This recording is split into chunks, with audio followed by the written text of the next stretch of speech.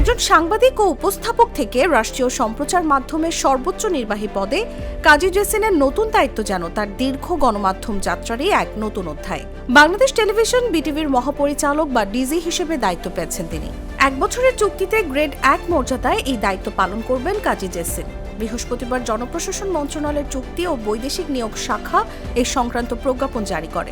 কেউ ক্ষমতায় কিভাবে যাবে সেজন্য চেষ্টা করছে, আবার কেউ কি করে ক্ষমতায় কতদিন আঁকড়ে থাকবে সেজন্য চেষ্টা করছে। সেটা কোনোটাই আমাদের দেশের জন্য, দেশের ভালোর জন্য না।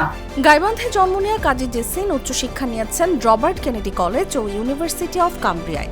লিডারশিপ অ্যান্ড সাস্টেইনেবিলিটি বিষয়ে অর্জন করেছেন এমবিএ ডিগ্রি। তার গণমাধ্যম যাত্রা শুরু 1997 সালে লিটল ম্যাগাজিনে প্রবন্ধ লেখার মধ্য দিয়ে। এরপর 2 দশকের বেশি সময় ধরে সাংবাদিকতা, অনুষ্ঠান নির্মাণ এবং উপস্থাপনায় তৈরি করেছেন দীর্ঘ অভিজ্ঞতার পরিসর।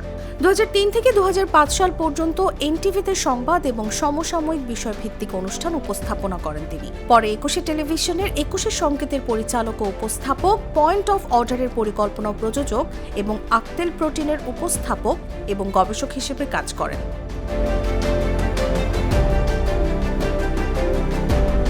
2007 থেকে 2014 সাল পর্যন্ত স্বাধীন মিডিয়া প্রোডাকশন হাউস বায়োস্কোপের সিইও এবং কারেন্ট অ্যাফেয়ার্স ও বিজনেস ডেভেলপমেন্ট বিভাগের প্রধান ছিলেন। 2014 সালে যমুনা টেলিভিশনের দৈনিক রাজনৈতিক টকশোর পরিকল্পনাকারী এবং উপস্থাপক হিসেবেও দায়িত্ব পালন করেন কাজী জেসিন।